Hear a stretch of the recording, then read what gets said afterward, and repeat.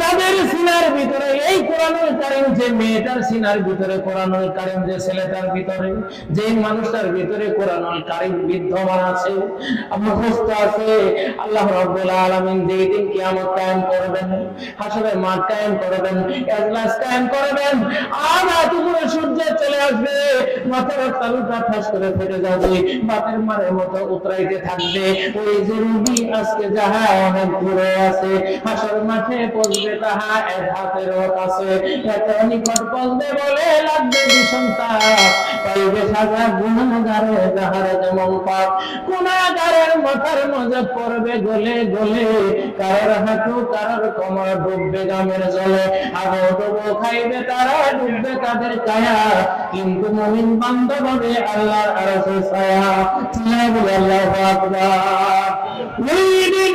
আল্লাহ রাব্বুল আলামিন কোরআনের হাফেজ, কোরআনের কারি, কোরআনের আলেম, কোরআন তেলাওয়াতকারীকে বলবেন, ইউকালু লিসাহিবিল কোরআন, এই কোরআনের সাহেব, হে কোরআনের সাহেব কোথায় তোমরা একত্র হও, আসো তোমরা যারা দুনিয়ার জমিনের মধ্যে কোরআনের আয়াতগুলি তেলাওয়াত করেছো, আজকে তোমরা কোথায়? আজকে কোরআনের আয়াতগুলি তোমরা তেলাওয়াত আরম্ভ করে দাও। এক একটা আয়াত তেলাওয়াত করবে, এক একটা মর্যাদা সুন্নাত করো। কোরআন শরীফের মধ্যে ৬৬৬৬ মতান্তরে ৬২৩৬টা আয়াত আছে। এক একটা আয়াত তেলাওয়াত করে এক একটা সিঁড়িতে তুমি পদার্পণ করো। ২ আয়াত তেলাওয়াত করবা ২ নম্বর সিঁড়ি, ৩ আয়াত তেলাওয়াত করবা ৩ নম্বর সিঁড়ি, এইভাবে ৬৬৬৬টা আয়াত তেলাওয়াত করবে।